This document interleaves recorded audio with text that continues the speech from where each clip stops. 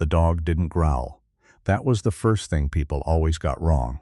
They expected a military working dog to snarl, to lunge, to make itself known the moment someone crossed a line. But Kodak wasn't built that way. He was built for patience, for stillness, for watching a situation the way a river watches a stone, quietly, without judgment, until the moment judgment became necessary. And on that Saturday afternoon in late September, at the Rideau Valley Agricultural Fair just outside Ottawa, Kodak was watching. His handler, Evan Cole, sat on a folding wooden bench near the east end of the livestock pavilion, a paper cup of bad coffee going cold in his hand. He was on leave, 2 weeks, his first real stretch of downtime in almost 3 years. His sister had asked him to come up from Halifax. The fair was her idea of family time. Evan had said yes because he always said yes to Leanne, and because Kodak needed open fields and the smell of grass, not another month in a kennel while Evan was debriefed. Kodak sat beside him, upright, ears tracking the crowd the way radar dishes track the sky. He wasn't a pet. He wasn't a prop. He was 91 pounds of trained attention in a black and tan coat, and his amber eyes moved constantly, cataloging, filing, discarding. Evan sipped the cold coffee and said nothing. This is what most people never understood about men like Evan. The silence wasn't emptiness. It was discipline. 12 years in the Navy, 8 of them in CANSOFCOM, the Canadian Special Operations Forces Command, had trained him to be exactly as much as a situation required and not one molecule more.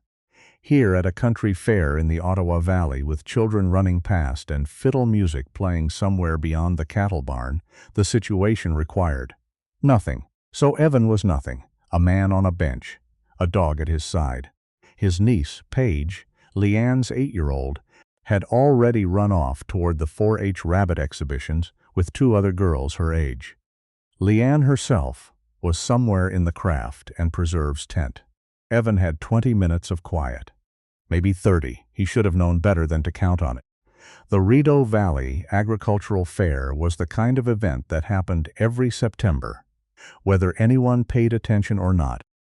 A tradition so old it had become invisible to the people who lived near it, and invisible things have a way of drawing the wrong kind of notice. The dog show had been moved to the outdoor ring near the main gate that year, pulled out of the usual arena because the arena roof was being patched. It was a less formal setup than usual. Wooden fencing, a few rows of metal bleachers, a canvas awning over the judge's table that snapped in the wind. Evan hadn't planned on watching the dog show. He'd simply drifted toward it the way a man drifts toward anything calm, and he'd found a bench at a comfortable distance from the ring, and that was that. The competition itself was modest. Local breeders, a few sport handlers, some farm dogs entered out of loyalty and optimism. There was a golden retriever that moved like water. There was a Welsh sheepdog that did nothing but stare at the crowd, as though mentally sorting them into groups. There were several labs of varying enthusiasm, and a very dignified Newfoundland, who appeared to be asleep standing up.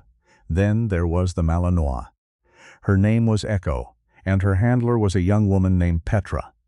Mid-20s, ponytail, work boots, the specific focus of someone who has trained hard for something and knows it. Echo ran the agility course the way Kodak would have, purposefully, efficiently, with no wasted movement. She wasn't showing off. She was completing a mission. The crowd clapped. The judge made notes. Kodak watched Echo the way he watched most things. Neutral. Assessing. Evan watched the crowd. He had stopped watching the ring the moment the Malinois finished. His attention, without any conscious decision, had shifted to a woman in the second row of the bleachers who had been on her phone the entire time the competition ran. He couldn't have told you why he noticed her specifically. It was a trained thing, not a thought. She was dressed expensively, camel-colored coat, leather gloves despite the mild afternoon, the particular posture of someone who expected space to be made for her. She was speaking into her phone in a low, sharp voice. Her name, he would learn later, was Diane Forsyth. She had a horse entered in the equestrian class that afternoon, and she did not apparently consider herself the sort of person who had to wait for anything. The dog show was making her wait. He noticed the moment her attention moved from her phone to the ring, noticed the way her expression shifted, not toward interest, but toward impatience. The agility portion had run long. The equestrian class behind it would be delayed. She glanced at her watch, looked at the judge, looked at the ring. Then she looked at Kodak. Evan didn't move. He never moved unless he meant to. Diane Forsyth had the particular gift of people who have never been told no. She could identify an obstacle faster than most people identified an option. And the large German shepherd sitting loose beside that quiet man on the bench, without a competition number, without a handler vest, without any visible purpose, to her, that was an obstacle. She stood up from the bleachers. Evan tracked her with his peripheral vision. She crossed the short stretch of grass between the bleachers and his bench with the walk of a woman who owned property and knew it. She stopped 3 feet away and looked down at Kodak with an expression of mild, performative concern. "Is that your animal?" she said. She didn't look at Evan when she said it. "Yes," Evan said. "He's not in the competition." "No. Then what is he doing at the ring?" She said it the way you might say, "What is that smell in here?" Not actually a question, more of a formal announcement of a problem. Evan looked at her then. Just looked. The same look he'd give a coastline he was evaluating for a night approach. Patient, total, revealing nothing. "We're watching," he said. She glanced at Kodak again. "He's making the horses nervous. They can smell dogs from here. The horses are on the other side of the barn." She pulled at one of her gloves. "I'd appreciate it if you moved him."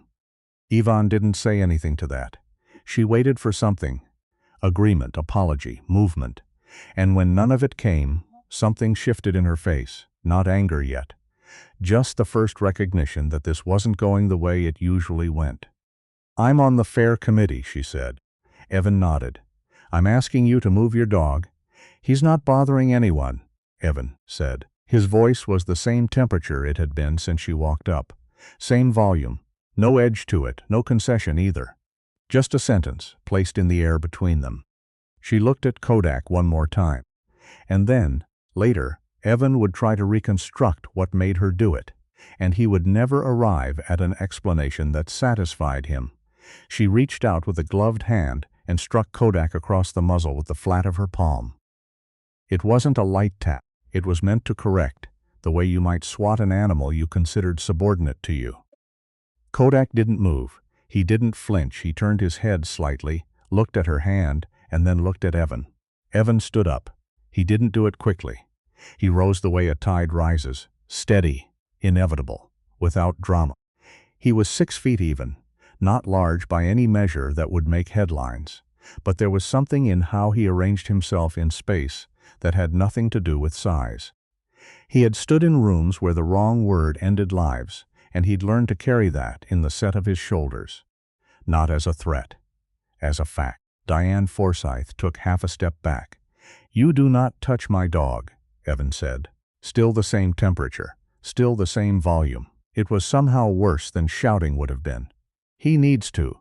You do not touch my dog," he said again. The people nearest them had gone quiet. The kind of quiet that spreads outward from a point, like rings in water. Diane Forsyth pulled herself back up to her full height. The committee member, the fair committee member, reassembling. "I'll have you both removed," she said. "I know the grounds supervisor personally." Evan reached down and placed his hand gently on Kodak's head. One stroke. "The way you'd touch something you trusted." "Do what you need to do," he said, and sat back down. She did call the grounds supervisor. A man named Terry who arrived in a golf cart, looking the way everyone looks when summoned to mediate between a volunteer committee member and a stranger, tired in advance. The conversation went nowhere useful. Evan produced nothing because he was asked to produce nothing. No laws had been broken. Kodak was leashed. The bench was public space. Terry made noises about fairgrounds policy. Evan listened. Diane spoke over Terry for most of it. Eventually, Terry drove away in the golf cart. Diane left without looking at Evan. The crowd dispersed. The fiddle music picked up again somewhere beyond the cattle barn. Kodak sat back down and resumed watching. Evan finished his cold coffee.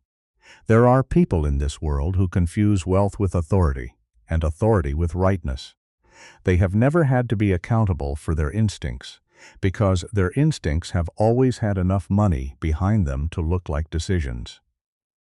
Diane Forsyth had spent 40 years never being wrong about anything, because she could always afford to reframe the story afterward. But some stories can't be reframed. Paige came running back 40 minutes later with a ribbon. Third place in the Junior Rabbit exhibition, which she considered an injustice of staggering proportions and which she recounted at length to Evan, while Kodak suffered her to put a clover flower behind his ear. Leanne found them near the main gate. She looked at the clover flower on Kodak, and then at Evan's face and said, "What happened?" "Nothing," Evan said. She looked at him another 2 seconds. She'd been his sister for 34 years. "Okay," she said.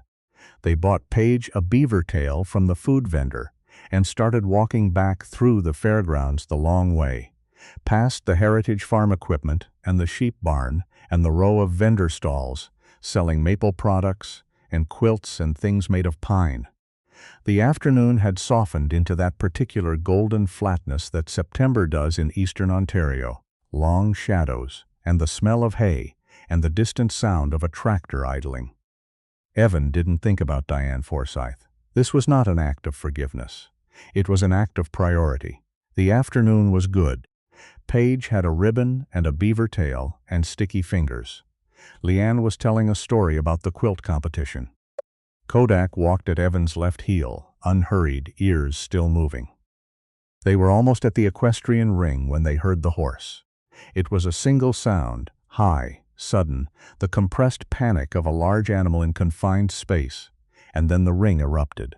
Evan was moving before he'd consciously registered what he was hearing. This too was trained. His body had its own triage system, independent of language. He put Leanne's arm toward Paige and stepped toward the sound. The equestrian ring was in chaos. A horse had spooked, a big gray warmblood, show-tacked, currently running the perimeter of the ring at something past a canter with its rider no longer on it. The rider, a teenager, maybe 15, was on the ground near the far rail. The horse had turned and was coming back, not at the girl directly, but the geometry wasn't right. The angle wasn't right. Evan scanned. Fence, gate, distance. He was calculating without calculating the way he always did. Then he saw the child. A boy, 6 years old at most, had somehow gotten through the lower rail of the fence and was standing in the ring. He'd been watching the horses. He hadn't understood what was happening. He stood there now with both hands pressed against his chest, frozen, while 90 pounds of loose, terrified horse moved across the ring toward him. Evan unclipped Kodak's leash. One word, quiet. Go. Kodak moved. He didn't bark. He cut across the ring at an angle. Not toward the horse, toward the boy, planting himself between the child and the trajectory of the animal, going down low, making himself the thing the horse's eyes would find and reassess. Horses don't always process the way people expect. Sometimes a dog at ground level will break a panicking horse's focus, the way nothing else will. The gray warm blood shied, veered hard left, missed the boy by 15 feet. Evan was already through the fence.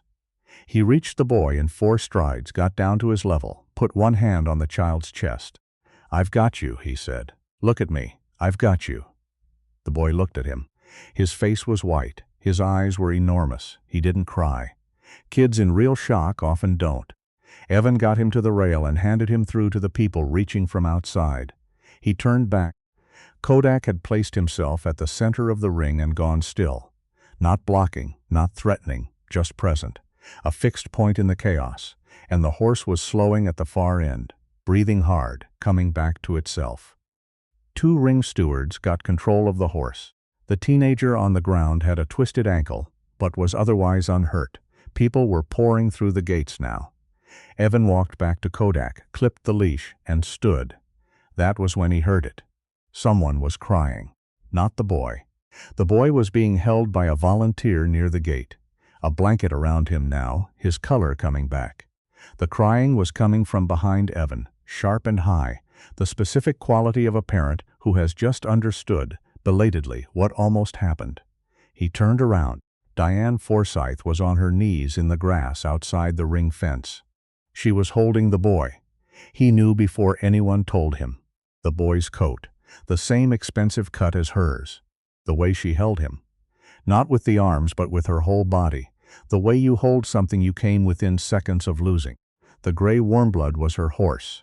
The boy, her son, her youngest, 6 years old, who had ducked through the fence rail while her attention was elsewhere, who had been standing in the ring when the horse spooked, was hers. Evan stood with Kodak, and he did not move. He could see her face from where he stood. The moment she looked up from her son and understood. Understood what animal had placed itself between her child and 1,000 pounds of frightened horse. Understood whose dog that was. Her face did something complicated then. He watched it happen the way you watch weather move across a field. You can see it, but you can't stop it. And there's nothing to say about it, except that it's real. She got to her feet. She kept one hand on her son's shoulder. She walked toward Evan.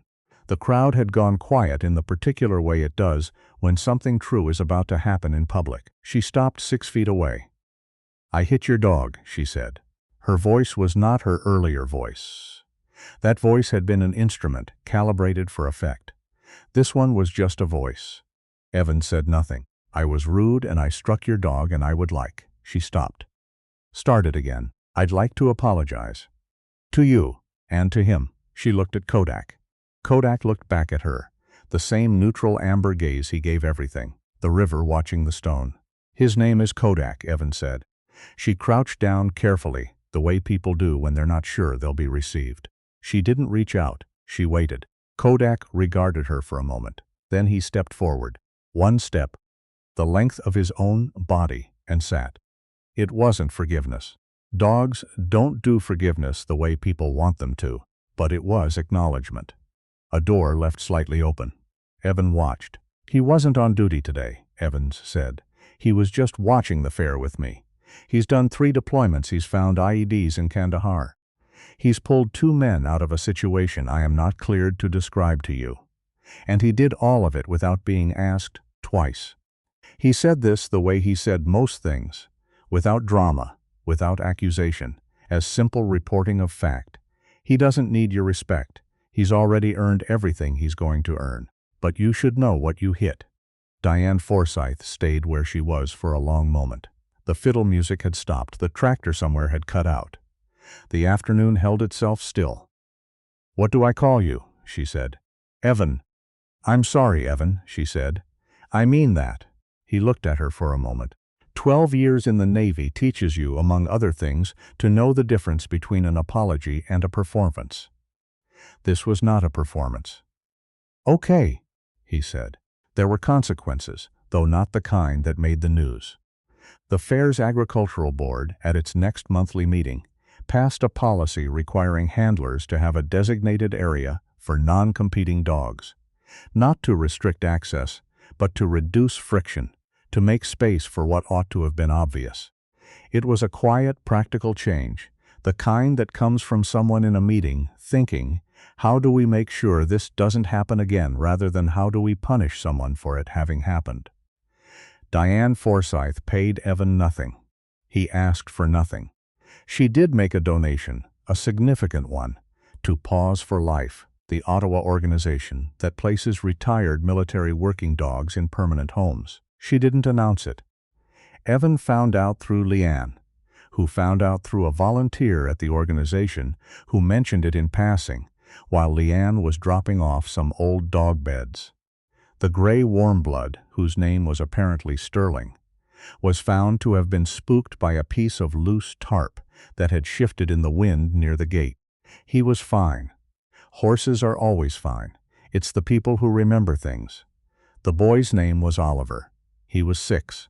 He'd thought the horses were beautiful, and he'd want to be closer, and he'd been too young to understand that beautiful things can still run you down. He grew up remembering a black and tan dog that appeared between him and something he couldn't see. He didn't know for years that the dog had a name, or that the man who called it was not just a stranger at a fair, but someone who had served in places where the wrong step ended everything. He remembered the dog the way children remember things that happen before language catches up. Not as a story, but as a feeling, a shape in the light, a presence that arrived before he'd known to be afraid. Evan drove back to Halifax at the end of the 2 weeks. Kodak slept in the back seat for most of the drive, which was his habit on long roads. The Trans-Canada in October goes through colors you have to see to believe. The maples going red and orange, and a gold so saturated it seems lit from inside. And Evan drove through them in the particular silence of a person who has learned not to need noise to feel at peace. He thought about the fair sometimes, not about Diane, and not about the moment with the horse. He'd replicated that moment, or something like it, in conditions that made a horse in a ring look like a meditation. He thought about Paige's ribbon. He thought about the beaver tail with cinnamon sugar that Paige had gotten on her sleeve and complained about for 20 minutes. He thought about the fiddle music and the smell of hay and the afternoon light going golden and flat. He thought about Kodak standing in the middle of that ring, still as a post, while everything moved around him. There are dogs trained for war, and there are dogs that happen to wander into peace and don't know the difference. Kodak was the first kind. But Evan had noticed, across 8 years and more countries than he could talk about, that the best ones carried something the training hadn't put there and couldn't account for, a quality underneath the discipline, a kind of bedrock steadiness that came from somewhere deeper than any kennel or any command. You couldn't train it in. You could only recognize it when it showed up. Kodak had it. He'd always had it. Evan reached back without looking and touched the top of Kodak's head, and Kodak exhaled in his sleep, a long, slow breath, the sound a dog makes when it is exactly where it wants to be. The maples went on, red and gold, all the way to the horizon. This is the narrator's truth about that September afternoon. No medals were given, no cameras were rolling, no speeches were made. A dog put itself between a child and something terrible, and then it sat down and waited to see what would come next. It had done this before. It would do this again if asked. It didn't require a reason, or an audience, or even a thank you. That's not a story about an animal. That's a story about a kind of integrity most people spend their whole lives searching for. Some of us just happen to have 4 legs.